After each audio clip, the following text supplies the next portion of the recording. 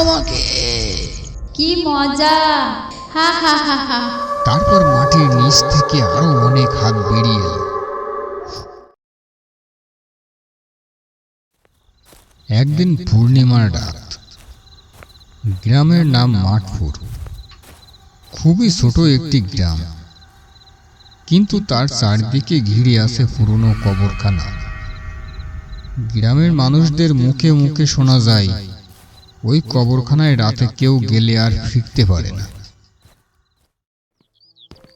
রানা শহর থেকে আসা এক তরুণ, এসব কুসংস্কারে বিশ্বাস করে না।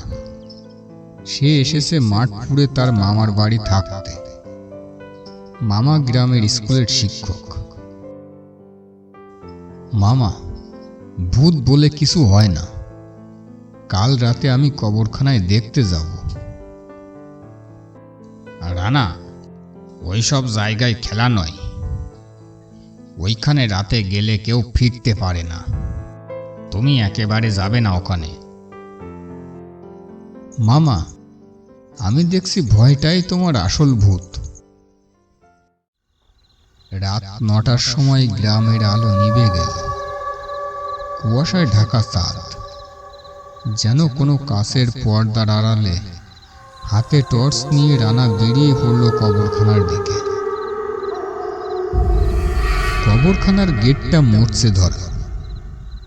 অল্প ঠেলাতেই খুলে গেল। ভেতরে বাতাসে একটা ঠান্ডা গন্ধ, মাটির সঙ্গে পচা ফুলের মিশ্রণ।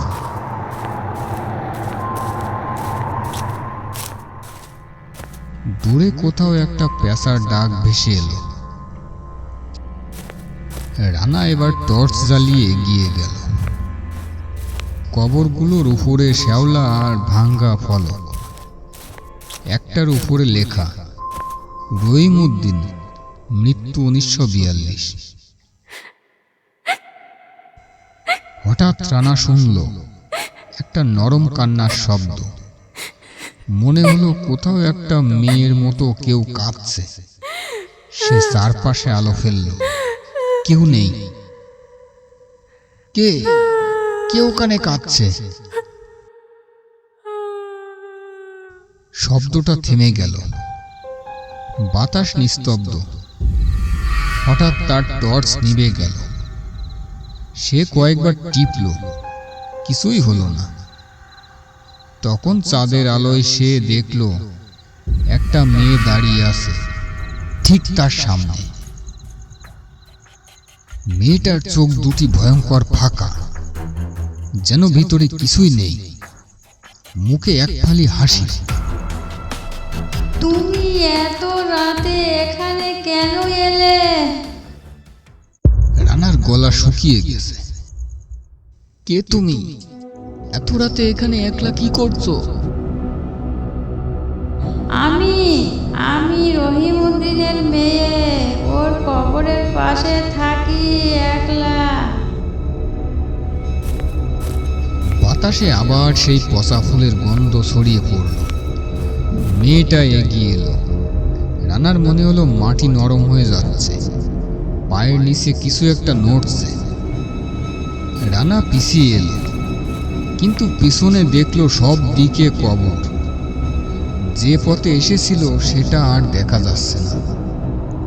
হঠাৎ মেয়েটা ফিসফিস করে বলল, তুমি এসেছো, তাই আর এখান থেকে যেতে পারবে না।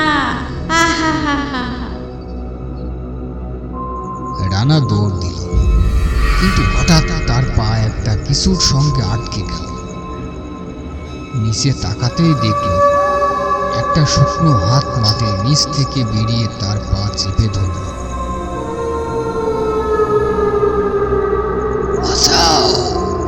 বাঁচাও আমাকে। কেউ এলো না। হঠাৎ সব নিস্তব্ধ হয়ে গেল। চাঁদের আলো ফ্যাকাশে।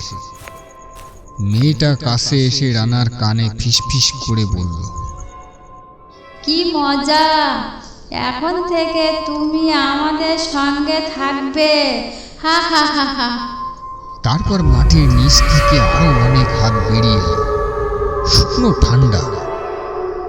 রানা চিৎকার করতে গেল, কিন্তু গলা দিয়ে কোনো শব্দ বেরোলো না।